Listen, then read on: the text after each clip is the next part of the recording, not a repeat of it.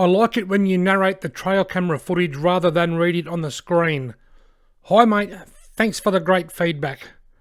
Folks, this month I'm going to be narrating this video, not just the trail camera footage, but the entire video. I'm going to narrate my way through so that you don't have to read. Please feel free to comment below and let me know what you prefer, me to talk and explain stuff, or just the words up on the screen. Now, we're going to start this video with a heap of fishless trips. September was a very, very slow month, particularly for trout fishing. The trout have been so hard to find, as you'll see, by the amount of false starts that I had. Thankfully, the carp were easy to come by and I was able to film a few carp videos. But anyway, let's get started on some fishless trips. G'day folks, I've just put my lines in because today I'm doing some bait fishing on the lower Broken River, downstream between Benalla and Shepparton. Two platypus, one at the top, one over on the right.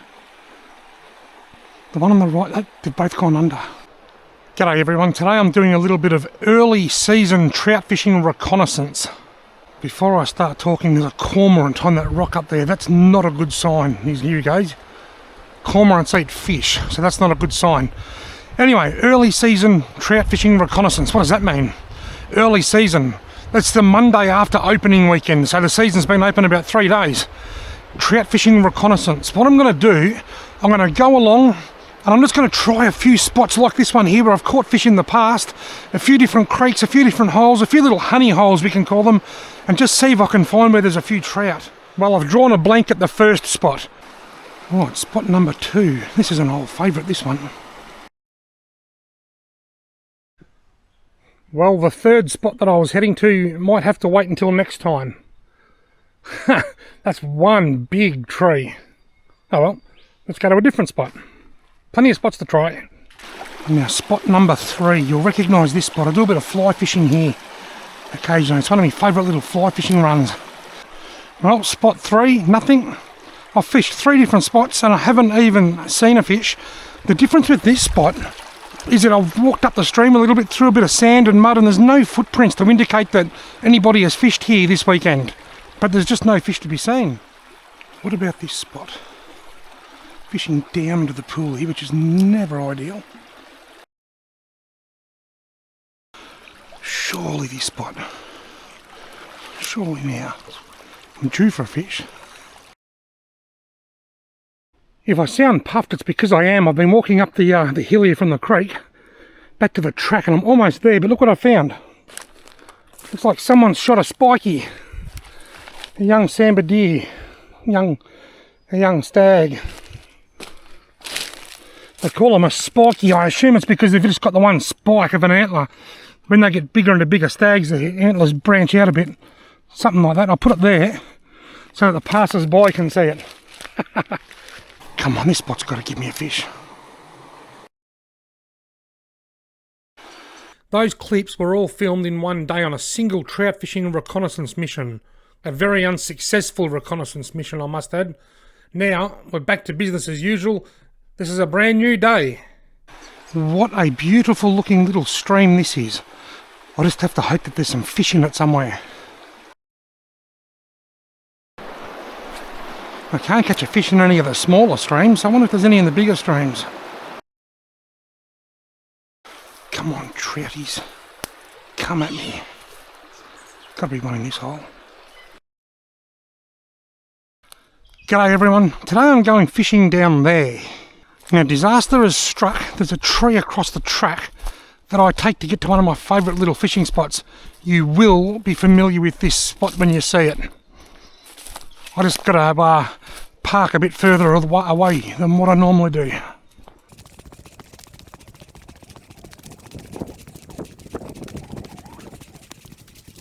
The spot that I want to fish is just over there. I'm squatting down and I'm sticking to this side just to try and keep myself from being visible to the trout. Notice how clear the water is in the puddle because no cars can drive through here.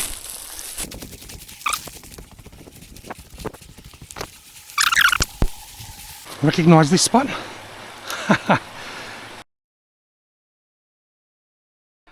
G'day everyone. Today I've made my way to one of the more overgrown streams that I fish to see if I can catch a trout. G'day folks, today I'm going fishing for the elusive wild trout. Check that out. If you're ever up in the hills and you find something like that, just a big open area with lots of mud like something's been rolling around in it, that's a sambar deer wallow. The sambar deer get in there and roll around in the mud. Just like pigs wallow in the mud, sambar deer do as well. And that's a really cool example of a sambar wallow.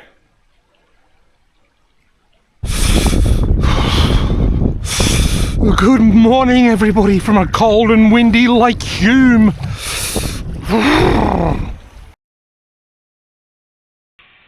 Right, now it's time for some trail camera footage, and I've got quite a bit to sort through. They're not in any particular order, and you'll see why as I narrate you through these videos. But one thing you'll notice is that some of them were filmed late in August. That's because we had a little bit of a storm in one area, and I couldn't get in to check my cameras. The roads were too slippery, and I had to wait for things to dry out a little bit. Anyway, let's have a look at some trail camera footage.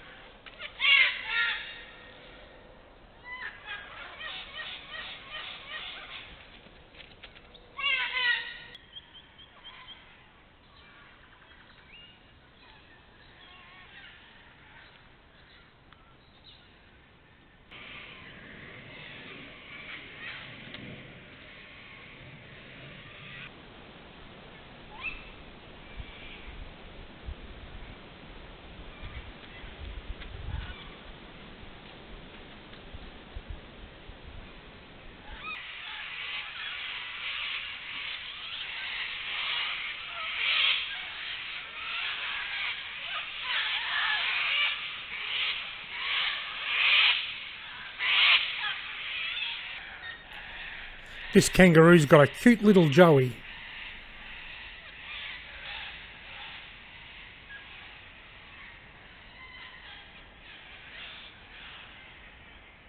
As you see that fox walking off the screen, I'll just explain something.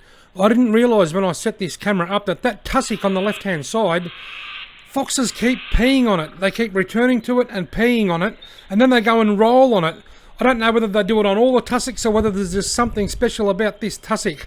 I don't get them all on film because there is a bit of a delay. When there's movement in front of the camera, there's always a bit of a delay before the camera starts filming. So sometimes I just get them running away, sometimes I get them leaving, and a couple of times you'll see them rolling on it with this camera and my good camera shortly. But just watch how often this tussock gets used by foxes. The lens is a little bit fogged up here. I think it may have been raining that day.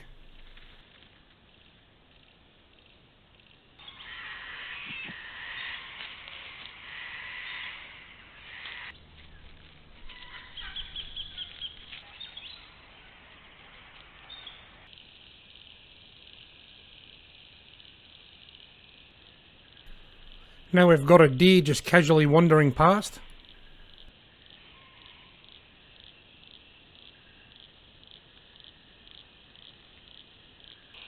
Because this fox walked around for a few seconds in front of the camera, it triggered the camera before it used the tussock, so I actually got to catch this one in the act.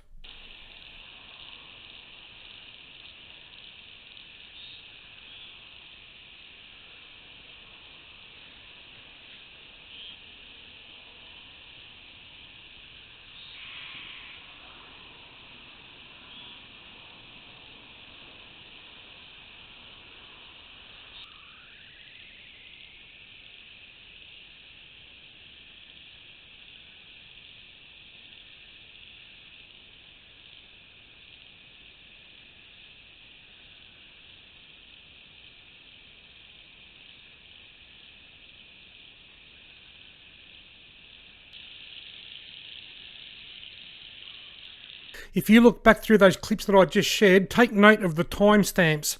Although they look the same, a lot of them were filmed at different times on different days. Whether it's different foxes or the same fox, I couldn't tell you. Anyway, when I checked the camera the day after this last clip, I saw what was happening, and to try and get a better understanding of what the foxes were doing with this tussock, I put my good 4K camera on here and I set it down lower on the tree so I was shooting at a lower angle.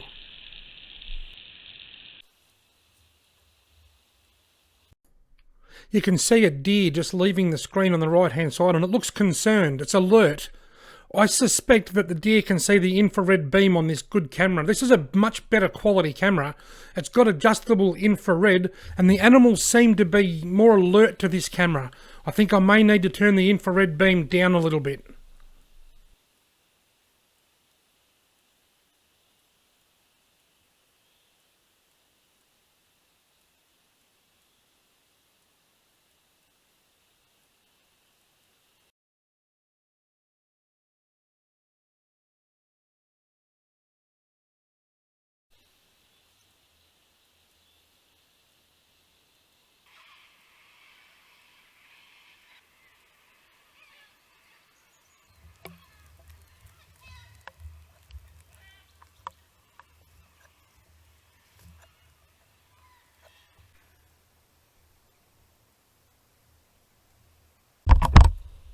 We're under attack. I could be wrong, but I suspect this might be a possum.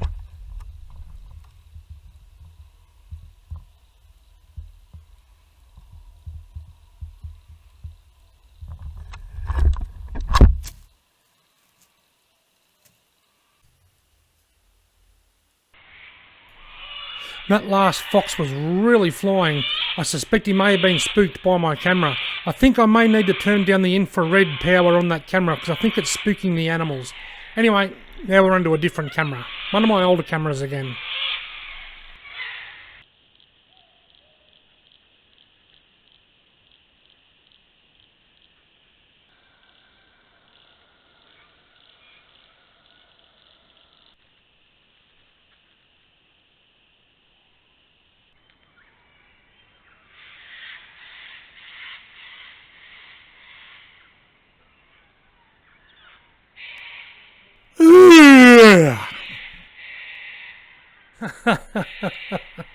He's been up peeing on grass tussocks all night. Any wonder he's tired.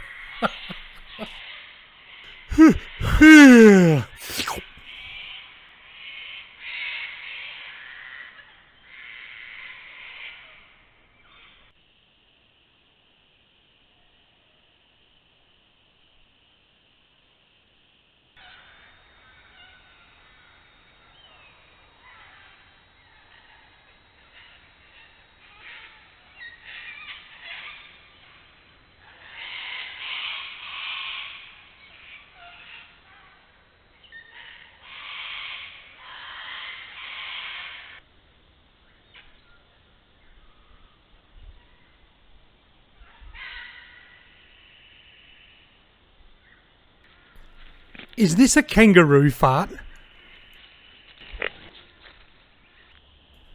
I reckon that was a kangaroo fart. I really do. Anyway, listen to these fellow deer. They appear to be talking to each other.